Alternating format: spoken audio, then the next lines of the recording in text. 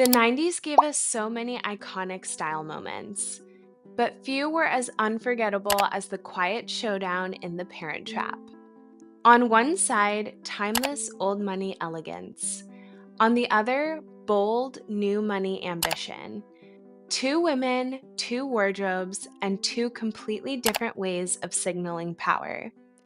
It's nostalgia, it's fashion psychology, and it's the eternal style debate: heritage versus hustle.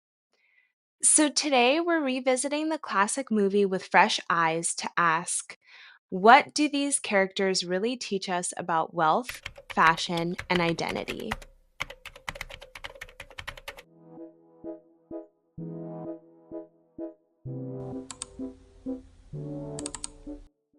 So without further ado, let's dive in. The Parent Trap came out in 1998 at a moment when wealth in America was shifting.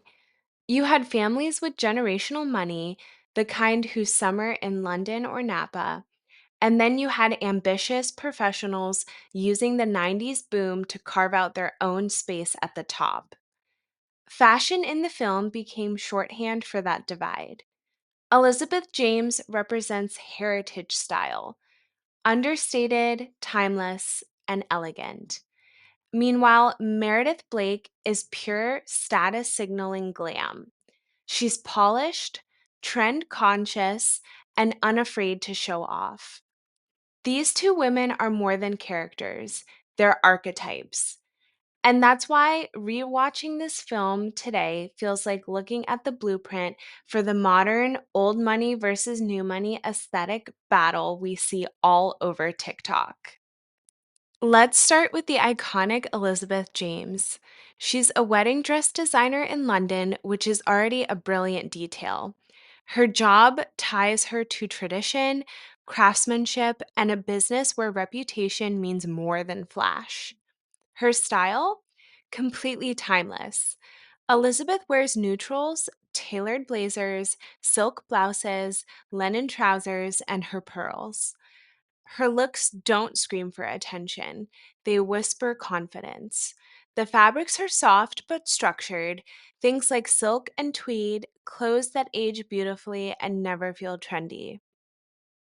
And notice how she wears them: relaxed, almost effortless. Elizabeth's aesthetic tells us she doesn't need logos or flashy pieces because her background, her accent, her entire presence already signal wealth. She's not dressing to impress strangers, she's dressing for herself, for her own comfort, and for the long term image she projects. And in a way, her aesthetic feels very aligned with another 90s icon, Princess Diana. Diana's style leaned into this same energy: fluid tailoring, elegant cream and navy palettes, pieces that looked effortless but carried an incredible sense of refinement. Moving on to Meredith Blake, honestly, an icon in her own right. She's a publicist, which means her world is fast moving, competitive, and centered around appearances. And her wardrobe reflects that. Every outfit is a power move. Meredith wears black cocktail dresses, sharp suiting, gold jewelry, and those unforgettable oversized sunglasses. Her clothes are form fitting and deliberate, designed to be noticed. If Elizabeth is about blending in, Meredith is about standing out. Fashion is Meredith's weapon. She knows the right outfit can open doors, close deals, and control a room. And while Elizabeth's wealth whispers, Meredith's wealth shouts. It's sleek, ambitious, and trend conscious. She's dressing for the moment, for the dinner, the photos, the impression. And that, in the 90s, was a very different kind of power play. The difference between these two women come out even more in color and texture. Elizabeth lives in creams, navies, whites, and soft tweeds. Her palette is muted and classic, colors that fade gently into the background. Fabrics like silk and linen give her outfits a sense of lightness and ease. It's all about subtlety and longevity. Meredith, total opposite. She favors jet black, a bold red lip, metallic accents, and high contrast outfits that draw the eye instantly. Her fabrics are polished, satins, structured knits, even touches of leathers. These are textures that look sharp under a flashbulb, textures that signal, I'm here and I want you to notice. So while Elizabeth's clothes say, I've always belonged, Meredith says, I'm claiming my spot. Accessories are where the subtlety versus visibility divide becomes crystal clear. Elizabeth's accessories are minimal: pearl earrings, maybe a silk scarf, handbags that don't scream with logos but carry quiet authority. These are the pieces that say, if you know, you know. Meredith's accessories are weapons: chunky gold jewelry, big designer sunglasses, recognizable handbags. These are visible signals of power, carefully chosen to make an impression. And again, both approaches work, but they're communicating two totally different philosophies of wealth. Now, the reason these two women feel so compelling isn't just because their clothes look good on screen. It's because their wardrobes tap into one of the oldest cultural contrasts we have: the psychology of old money versus new money style. Old money, embodied by Elizabeth James, is about continuity and restraint. The mindset is, I don't need to prove anything because my place is already secure. That's why her clothes feel timeless, why they avoid loud logos or flashy cuts. Her palette whispers: creams, soft blues, muted neutrals. Her accessories are classic, almost invisible. She dresses for herself, not for the room. It's confidence without performance. New money, embodied by Meredith Blake, operates on the opposite frequency. The mindset here is, I need you to know I belong, and I'll prove it through visibility.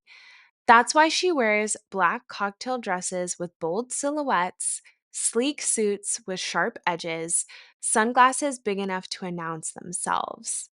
She uses fashion strategically, like armor.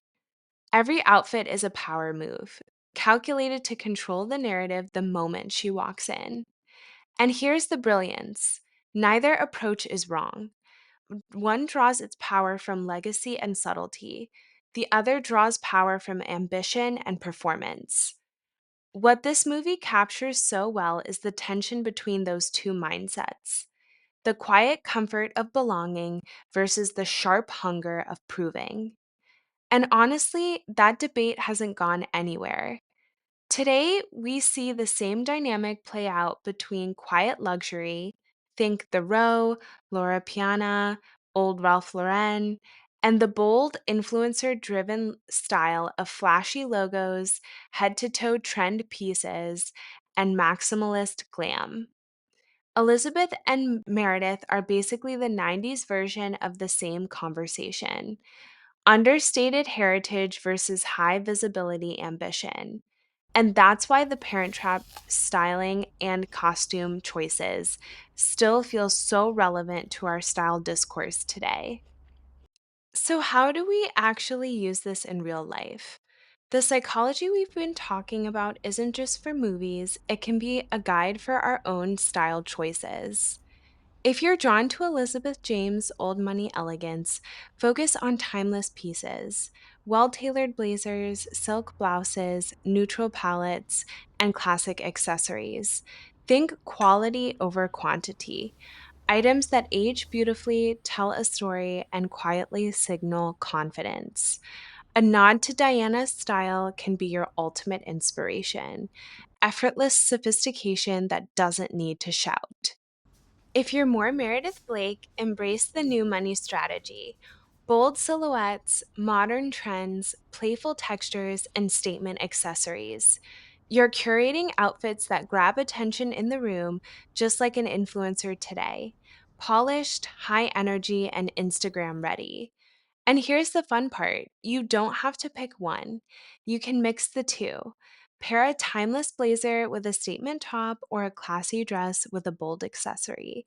That tension between quiet confidence and playful visibility is what makes a wardrobe truly dynamic.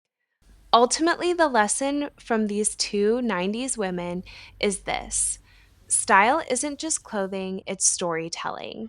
Whether old money or new money, your wardrobe communicates who you are, what you value, and how you want to move through the world. So the choice is yours. Are you more Elizabeth James, timeless, understated, quietly confident, or Meredith Blake, bold, ambitious, commanding attention? Comment down below, which style do you aspire to: heritage, quiet luxury, or visibility glam? If you loved this deep dive into old versus new money style, subscribe for more style essays and behind the scenes fashion breakdowns. Thank you so much for sticking around for the entirety of this video. Please make sure to like and subscribe, and I'll see you guys in the next one. Bye!